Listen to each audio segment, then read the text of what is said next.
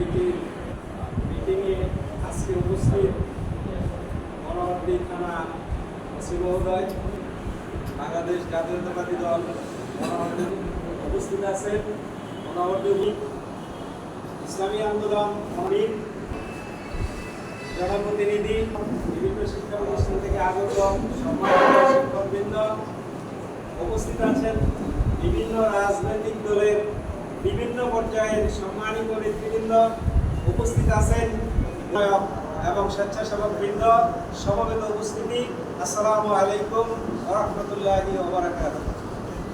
দীর্ঘক্ষণ যাবৎ আমরা আইন শৃঙ্খলার মিটিংয়ে আমরা আমাদের উন্মুক্ত পরিবেশে উন্মুক্তভাবে যে কথাগুলো বলার সুযোগ পেয়েছি।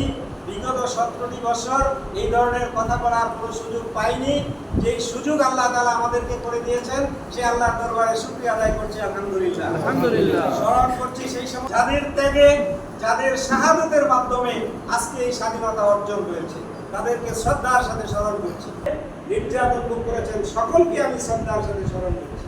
সম্মানিত উপস্থিতি, অনেক কথা হয়েছে। পিছন থেকে 3 ভাগের 1 ভাগ মানুষ চলে গেছে কথার চোটে।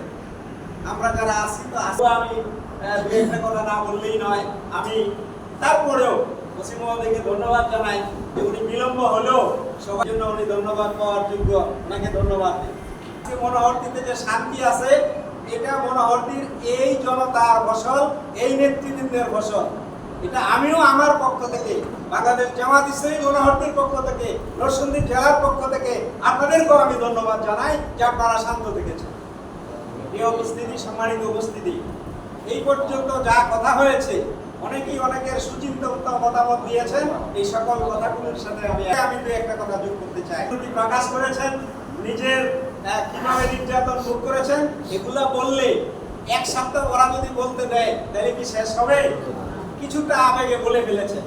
আমি এর সাথে যোগ করতে চাই যে কথাটা, যে পুলিশ দায়িত্বপ্রাপ্ত ছিল, সরকারের এজেন্ডা, সরকারের হুকুম, সরকারের আইন মতো চলার কথা ছিল তাদেরকে, তারা চলেছে।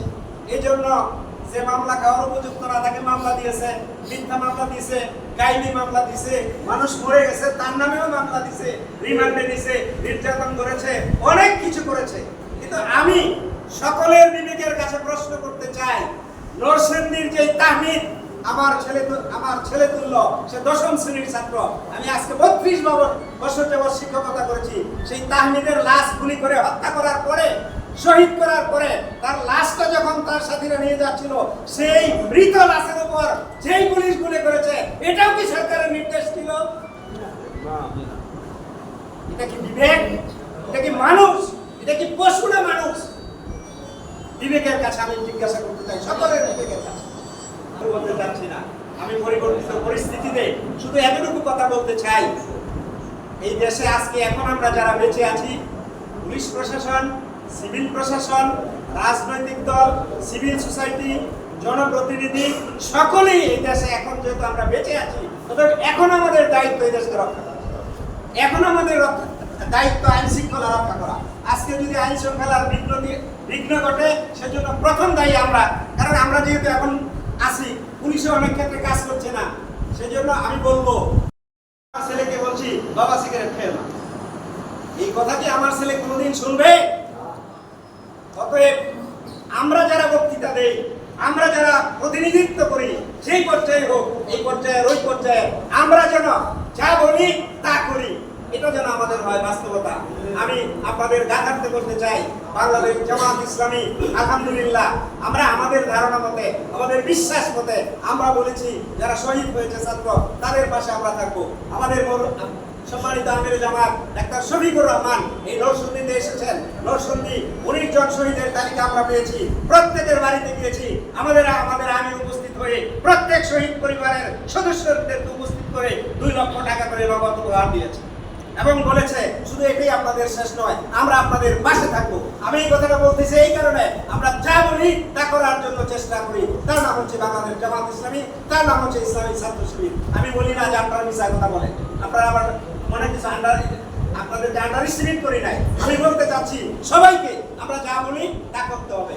সম্মানিত উপস্থিতি, এরপরে আমি যেটা বলতে চাই, দায়িত্বশীল যেমন পুলিশকে হইতে হবে, আমরা সমাজের মানুষ, আমাদেরকেও দায়িত্বশীল হতে হবে।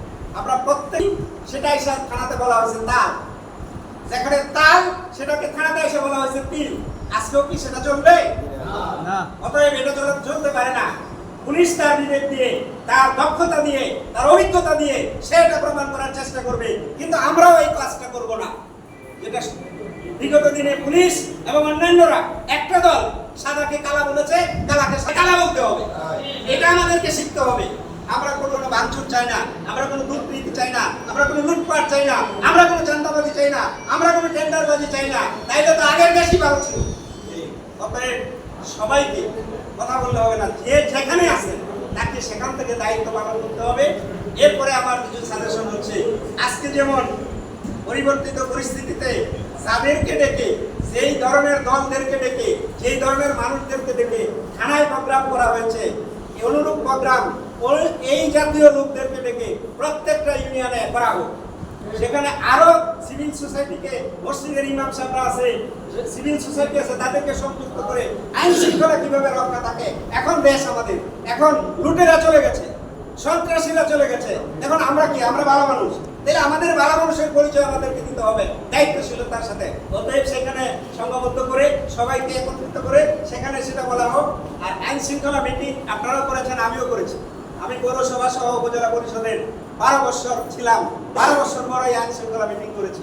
আইন শৃঙ্খলা মিটিং এর সুনির্দিষ্ট কিছু এজেন্ডা থাকে, কিন্তু আজকে আবেগে হয়তো এলোমেলো অনেক ধরনের অনেক কথাই হয়েছে। দীর্ঘদিন পরে তো মনের শ্বাসটা প্রকাশ পাওয়ার একটা সুযোগ পেয়েছে, অনেকে অনেক কথা বলেছে, ধন্যবাদ আপনাদেরকে। তারপরেও আপনাদের থেকে আরো সুনির্দিষ্ট কিছু কথা, অভিযোগ, সুস্পষ্ট কিছু পরামর্শ, এগুলো আসলে ভালো হয়, ভবিষ্যতে আপনারা দিবেন। পরিশেষে আমি এই থানা প্রশাসনকে এবং যারা আসছেন সকলকে বাংলাদেশ জামাত ইসলামীর পক্ষ থেকে আন্তরিক শুভেচ্ছা, ধন্যবাদ, মোবারকবাদ জানিয়ে আমি আমার কথা শেষ করছি। আসসালামু আলাইকুম ওয়া রাহমাতুল্লাহ।